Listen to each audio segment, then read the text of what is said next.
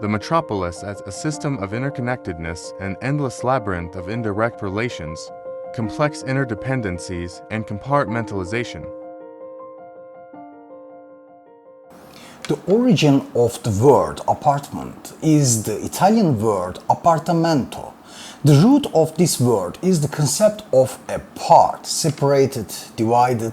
In some foreign languages, the word apartment refers only to an apartment. For an entire building, the term apartment block is used.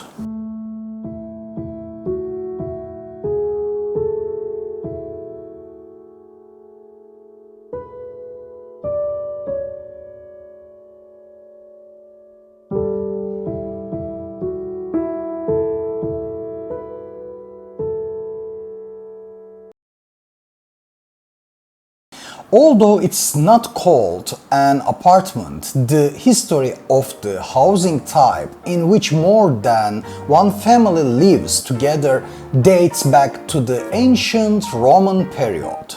It's thought that this housing type disappeared with the shrinking of city sizes in the Middle Ages. Later, in the north of Scotland, in large cities that developed rapidly before the Industrial Revolution, sizable multifamily housing structures began to be seen. In today's sense, apartment buildings emerged in European countries in the 19th century with industrialization. The first apartment building in Europe was seen in Paris due to the increasing urban growth starting from the 18th century.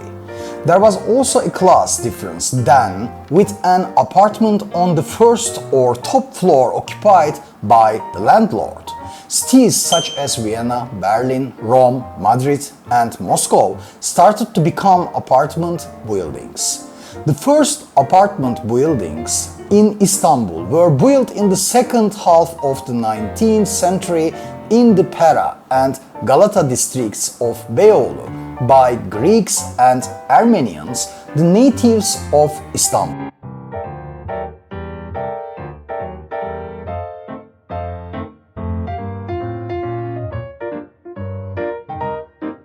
Another factor in the spread of apartment buildings and their popularity is the influence of modernist architecture and the Bauhauss school, one of its representatives in the evolution of modern architecture, along with experiments in the practical field.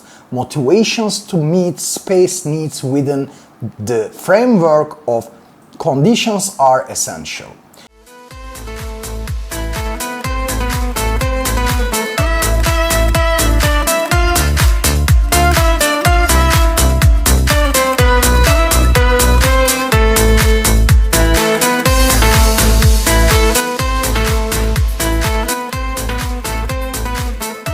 Founded in Weimar in 1919 by communists, socialists, anarchists and social democrats, the Bauhaus School, which moved to Dessau in 1926 and Berlin 1932, was closed in 1933 under the influence of National Socialist wave.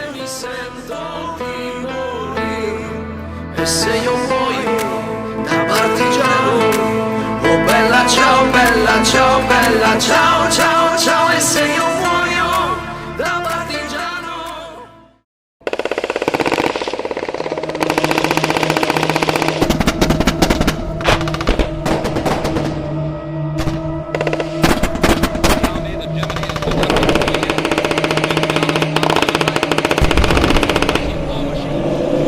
It's known that during the dark years of Nazi rule, groups of most female architects at Bauhaus were taken to gas chambers and murdered.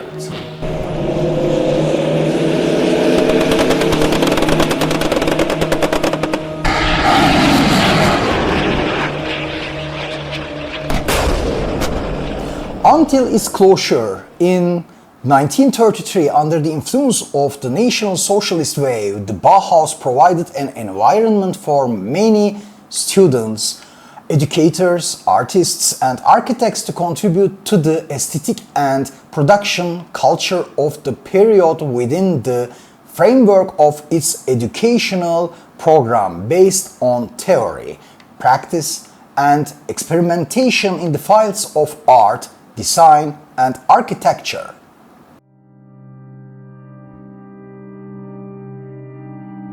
In 1919, under the influence of the changing and liberating political atmosphere immediately after World War I, Walter Gropius introduced the principle of evaluating art, design, and architecture as Gesamtkunstwerk, holistic work of art. Publishing a new and revolutionary educational program, Gropius announced the school's name in Weimar as Staatliches Bauhaus. The school's program calls for uniting creative efforts into a single wall, reuniting all disciplines of practical art as integral elements of a new architecture. Against the ornate and striking armchairs of the aristocracy, simple home decorations that don't hide labor with ornaments are brought to the fore. Against the luxury of palaces, geometric styles and housing ideas for everyone began to develop. Bauhaus waged war against the aristocracy and the bourgeoisie, declaring the design of a new world. Rococo and Baroque furniture, dysfunctional luxury, the overwhelming power of goods, and gilded gold leave show economic power the biggest enemy of the socialist Bauhausians.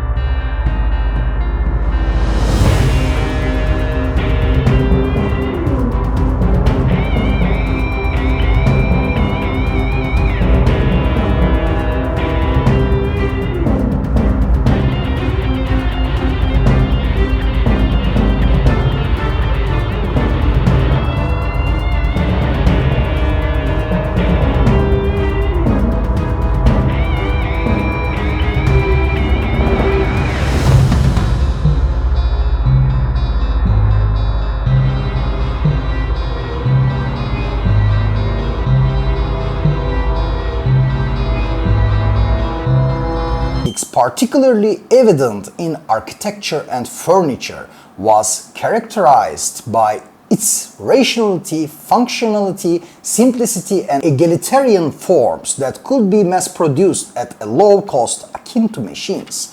This modernist utopia evolved into an international style after the Second World War, aligning itself with capitalism and becoming the dominant architecture of new cities. It's even arguable that the socialist and class-emphasized architecture of 1900-1920 was adopted by capitalism post-World War II.